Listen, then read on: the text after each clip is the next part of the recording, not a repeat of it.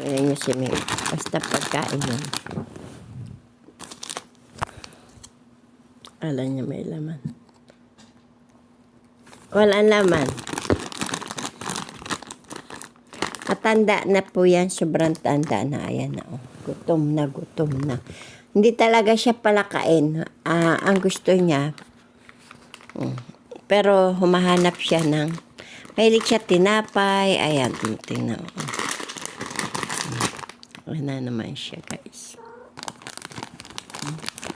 Nanghingi siya ng tinapay. Wait, buksan natin ito. Meng!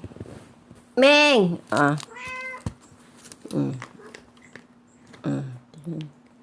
Diba? Kumakain siya.